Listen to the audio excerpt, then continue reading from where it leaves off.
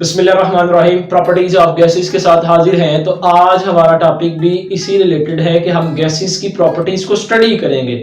अब हमने जब गैसेस की प्रॉपर्टी को स्टडी करना है तो हमें यहाँ पे मालूम होना चाहिए कि गैसेस में कौन कौन सी ऐसी प्रॉपर्टीज हैं, कौन कौन सी ऐसी खसूसियात हैं जिनको आप जौन सी मर्जी गैस हो, ऑक्सीजन हो, नाइट्रोजन हो, हाइड्रोजन हो या इसके अलावा कोई भी गैस हो, उसको आप जो है यहाँ पे स्टडी करते हैं। तो सबसे पहले हम जो है इसकी जो प्रॉपर्टीज को देखते हैं। प्रॉपर्टीज में वॉल्यूम, शेप, डेंसिटी वगैरह ये तमाम चीजें उसकी यहाँ पे देखी जाती हैं। आपको पता होना चाहिए कि एक जो मॉलिक्यूल होता है गैस के दूसरे मॉलिक्यूल से बहुत फासले पे होता है। अगर गैसेस डेंस हो, अगर आपने कल का लेक्चर देखा हो तो उसमें भी मैंने कहा था कि अगर गैसेस डेंस हो तो कभी भी कोई भी पर्सन चल ना सके। मैं जो यहाँ पे इस तरफ मूव कर रहा हूं या इस तरफ आगे पीछे जिस तरफ भी मूव करता हूं, ये तमाम की तमाम क्या है प्रॉपर्टी कि इसका डेंस कम होना, क्योंकि मॉलिक्यूल्स में क्या है फासला। तो अगर मैं हाथ गुजारता तो मॉलिक्यूल से मेरा हाथ पास आउट हो जाता है, और अगर मैं कहूं कि ये दीवार गैस है तो इसमें से हाथ मेरा पास आउट नहीं हुआ। इसका मतलब है कि ये डेंस है और ये गैस नहीं बल्कि ये सॉलिड है। तो सबसे पहले इसके वॉल्यूम को देखते हैं। कहते हैं इसका डेफिनेट वॉल्यूम नहीं होता। आप इसे सिलेंडर में रखते हैं तो ये सिलेंडर की शेप में आ जाते हैं। आप इसे पाइप में रखते हैं, जैसे पाइपलाइन है जिसमें से गैस गुजरती है, उसमें रखते हैं तो इसका जो हुजम है, जो वॉल्यूम है, उसी शेप में चला जाता है। तो इसका मतलब हुआ कि आपके पास यहाँ पे जो ये वॉल्यूम की हम बात करते हैं तो इसका डेफिनेट वॉल्यूम नहीं है। ठीक है। अगर हम बात करें यहाँ पे डेफिनेट वॉल्यूम के लिहाज से एक और चीज कि क्योंकि ये मॉलिक्यूल ऑफ गैस मूव करते रहते हैं जिस वजह से इसका वॉल्यूम भी आपके पास कम ज्यादा होता रहता है। उसके अलावा यहाँ पे दूसरी हेडिंग आपके पास शेप की, ये वॉल्यूम हो गया। अब शेप की बात करते हैं। क्या गैसेस की कोई शेप होती है? नहीं। कभी भी गैस आपको सॉलिड फॉर्म में नजर नहीं आई, कभी भी गैस आपको जो है किसी शेप में नजर नहीं आई। वजह क्या है? गैसेस की शेप क्यों नहीं होती? क्योंकि गैसेस का एक मॉलिक्यूल यहाँ, एक यहाँ पे, कोई पता नहीं कितनी जो है आपके पास करीब है, कितना दूर है, ये जब तक आप एक्सपेरिमेंट नहीं करते। तो कहते जब इतनी दूर है तो आपके पास इसकी कोई भी शेप नहीं बनती। शेप हमेशा बनती मॉलिक्यूल के करीब करीब और तकरीबन ना होने के बराबर स्पेस होने के वक्त, अदरवाइज शेप इसकी नहीं फॉर्म होगी। अब यहाँ पे कहते हैं फिर इसकी क्या शेप है? नहीं, बिल्कुल नहीं है। यहाँ पे जो गैसेस होती हैं उसकी शेप भी नहीं होती। अब नेक्स्ट हेडिंग आपके पास डेंसिटी। कल भी हमने पढ़ा था कि डेंसिटी होता क्या है। असल में जो डेंसिटी है उससे मुराद है कि क्या ये जो गैस मॉलिक्यूल हैं करीब करीब हैं? नहीं। गैस मॉलिक्यूल हमेशा क्या होते हैं? फेयर अपार्ट होते हैं, एक दूसरे से फासले पे होते हैं। तो डेंसिटी किसे कहते हैं? मॉलिक्यूल के करीब होने को। मैं यहाँ पे एक चीज क्लियर करूं, गैसेस की डेंसिटी बहुत यानी कि ना होने के बराबर कम है, और लिक्विड की इंटरमीडिएट गैसेस और सॉलिड के दरमियान उसकी होती है, और जो सॉलिड है उसकी डेंसिटी बहुत ज्यादा होती है। ठीक है। तो अगर डेंसिटी आपके पास क्या है यहाँ पे इसकी कम होगी तो उसमें से आप जो है मूवमेंट करते हैं। अगर डेंसिटी ज्यादा हो जाए तो हम यहाँ पे मूव नहीं कर पाते, और इसी वजह से हम जो है यहाँ पे एयरप्लेन हो वो चलता है, जहाज हो, कोई भी चीज चलती है। अगर गैसेस की डेंसिटी ज्यादा हो जाए ये तमाम के तमाम वहां पे ही रुक जाएं। इसका मतलब यहाँ पे आपके पास जो डेंसिटी ऑफ गैसेस है वो इसकी क्या होती है? लो होती है। उसके बाद नेक्स्ट डिफ्यूजन। डिफ्यूजन क्या होता है कि अगर आपके पास दो रूम है, जिस तरह एक ये है और हम पार्टीशन कर लेते हैं। ठीक है। पार्टीशन में क्या है कि एक तरफ आपके पास क्या हो जाए? नाइट्रोजन गैस है, दूसरी तरफ आपके पास क्या हो जाए? ऑक्सीजन गैस है। कहते हैं ये पार्टीशन को हटा दें तो आपके पास ये जो दोनों गैसेस हैं ये दोनों क्या हो जाएंगी? आपस में मिक्स हो जाएंगी। ठीक है। इनके मिक्स होने को आप कहते हो डिफ्यूज होना। तो आपके पास गैसेस के अंदर जो प्रॉपर्टी होती है डिफ्यूज होने की वो होती है। गैसेस क्या करती है, डिफ्यूज होती है। डिफ्यूज होने से मुराद क्या है, एक जगह से दूसरी जगह पे जाना। आप इस कार्नर के ऊपर क्या करते हैं, कोई इत्र वगैरह परफ्यूम वगैरह लगाते हैं, तो आहिस्ता आहिस्ता क्या होता है कि 1 मिनट आधे मिनट के बाद जो है आप दूसरे किनारे पे खड़े हैं तो वहां पे आपको उसकी खुशबू आती है। तो क्या यहाँ पे वाज़ेह हुआ कि ये इस किनारे से आपके पास या इस कार्नर से आपके पास क्या होता है, वो जो परफ्यूम है उसकी खुशबू ट्रेवल करती है दूसरी साइड पे। तो इससे मुराद क्या हुआ कि ये डिफ्यूज हुआ, यानी जितनी एटमॉस्फेयर के अंदर गैसेस हैं उन तमाम में ये क्या हो गई, मिक्स हो गई और उनके जरिए से मूव होके दूसरी जगह पे चली गई। उसके बाद कंप्रेसिबिलिटी। कंप्रेसिबिलिटी देखिए, आपके पास सिलेंडर है कुछ इस तरह, यहां पे गैसेस है नीचे, ये सारी की सारी यहां तक क्या है, गैस है। आप इसको क्या करें, कंप्रेस करें। कंप्रेस करेंगे तो यही गैसेस आपकी यहां से यहां आने के बजाय यहां पे आ जाएगी। तो गैसेस के अंदर प्रॉपर्टी है कि उनको कंप्रेस किया जा सकता है। मैं एक डेली लाइफ के एग्जांपल देता हूं। आप बाइक ठीक करवाने जाते हैं, पंक्चर लगवाने जाते हैं। जब पंक्चर लगवाने जाते हैं तो वहां पे एक कंप्रेसर पड़ा होता है।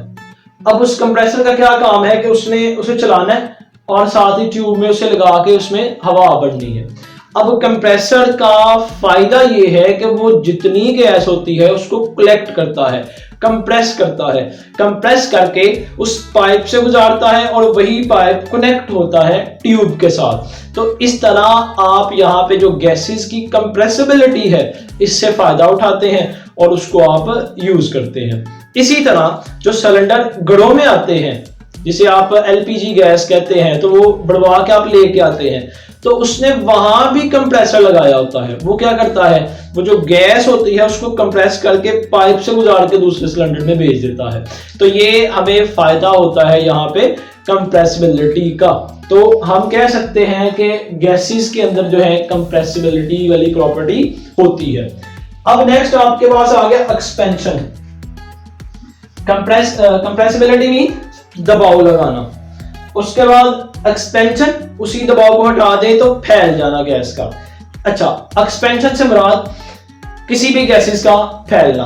अब आपके पास ये भी डेली लाइफ में एग्जांपल है। आप सीएनजी पेट्रोल पंप पे जाते हैं तो वहां पे क्या करते हैं, गैस बढ़वाते हैं। अब गैस जब बढ़वाते हैं तो आपके पास वही नोजल जो लगती है वो क्या होती है, सडन एक्सपेंशन होती है।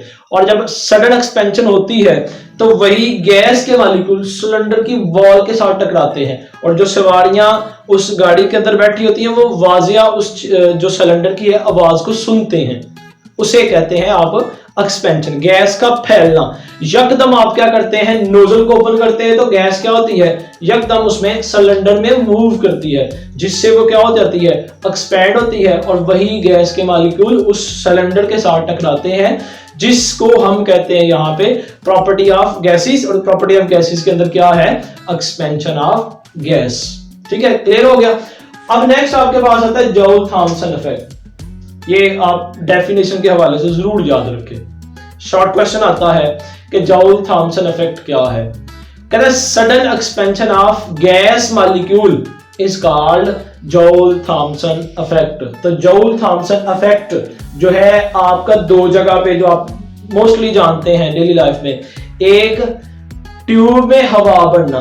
देखिए, जब आप हवा बढ़ने लगते हैं उससे पहले ट्यूब में हवा नहीं है, आप नोजल लगाते हैं, कंप्रेसर से हवा देते हैं। कंप्रेसर क्या करता है, पहले गैस को कंप्रेस करता है और कंप्रेस करने के बाद उसे ट्यूब के अंदर एक्सपेंड करता है।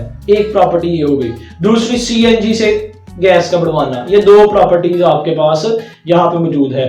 और इसके बाद तीसरी एक और एग्जांपल, घरों में मौजूद सिलेंडर, उसके ऊपर वाली नोजल को खोल दे तो गैस क्या होती है, वहां से रिलीज होती है। तो वो भी आपके पास क्या है, सडन एक्सपेंशन आपके पास आ जाएगी। अब इसमें नेक्स्ट आपके पास प्रेशर। क्या हम गैसेस को प्रेशर दे सकते हैं? क्या गैसेस के ऊपर प्रेशर लगता है? हाँ जी, लगता है। ये जो कंप्रेसिबिलिटी वाली प्रॉपर्टी है ये इसी प्रेशर की एप्लीकेशन है। प्रेशर लगाएंगे तो गैस के मॉलिक्यूल क्या होते जाएंगे, नीचे बैठना शुरू हो जाते हैं, कंप्रेस होना शुरू हो जाते हैं।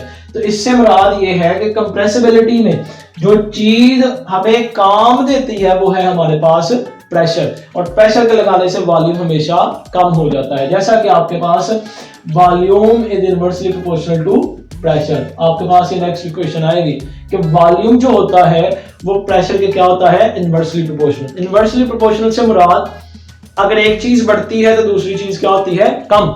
तो अगर वॉल्यूम बढ़ता है तो प्रेशर ऑटोमेटिकली क्या हो जाएगा, कम, क्योंकि प्रेशर आपके पास क्या हो गया, कम हुआ तो वॉल्यूम एक्सपेंड करना शुरू हो गया।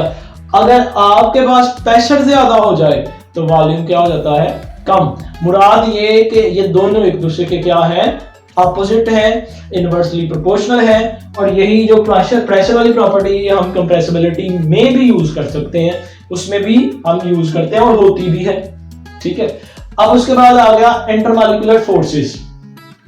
इंटरमॉलिक्यूलर फोर्सेस क्या होती हैं, देखिए जब आपके पास गैसेस जो है उसका वॉल्यूम बहुत ज्यादा है, शेप उसकी जो है आपके पास डेफिनेट नहीं है, तो मॉलिक्यूल ऑफ गैसेस एक दूसरे से बहुत अवे होती हैं, बहुत फासले पे होती हैं, उनके दरमियान में जो है बहुत कम फोर्स होती है। यानी कि आपके पास अगर एक मॉलिक्यूल यहाँ पे है तो दूसरा यहाँ पे है, यानी कि इतनी कम फोर्स होती है कि ये मॉलिक्यूल इस मॉलिक्यूल को अट्रैक्ट नहीं कर पाता। इस वजह से हम कहते हैं इंटरमॉलिक्यूलर फोर्सेस। इंटरमॉलिक्यूलर फोर्सेस को जान ले कि इंटरमॉलिक्यूलर फोर्सेस होता क्या है। इंटरमॉलिक्यूलर फोर्सेस असल में होता ये है कि दो मॉलिक्यूल के दरमियान में जो अट्रैक्शन होती है उसे आप कहते हो intermolecular forces. Inter mean middle में, दरमियान में, मॉलिक्यूलर मॉलिक्यूल के, और फोर्सेस जो है उन दोनों को होल्ड करने वाली फोर्सेस को आप कहते हैं इंटरमॉलिक्यूलर फोर्सेस। तो आज हमने पढ़ा प्रॉपर्टीज ऑफ गैसेस, तो कोशिश ये करनी है कि इस तमाम टॉपिक को समझ के अच्छी तरह कॉन्सेप्ट क्लियर करके तो आपने क्या करना है, अपने इर्द गिर्द जितनी भी एग्जांपल आपको मिलती हैं प्रॉपर्टीज ऑफ गैसेस के हवाले से, आपने जरूर उसके ऊपर जो है गौर करना है और देखना है कि क्या वाकई वॉल्यूम इसका नहीं होता डेफिनेट, क्या वाकई इसकी शेप डेफिनेट नहीं होती, क्या वाकई हम इसे कंप्रेस कर सकते हैं, और जितनी और प्रॉपर्टीज ये जो सारी आपके पास है, क्या हम तमाम को क्या कर सकते हैं, कंप्रेस कर सकते हैं या नहीं, यानी तमाम प्रॉपर्टीज को हम पढ़ सकते हैं, है मौजूद हमारे इर्द गिर्द या नहीं, ये तमाम चीजें आपने पढ़नी है। इंशाल्लाह नेक्स्ट टॉपिक के साथ फिर हाजिर होंगे, तब तक के लिए इजाजत दीजिए, अल्लाह हाफिज।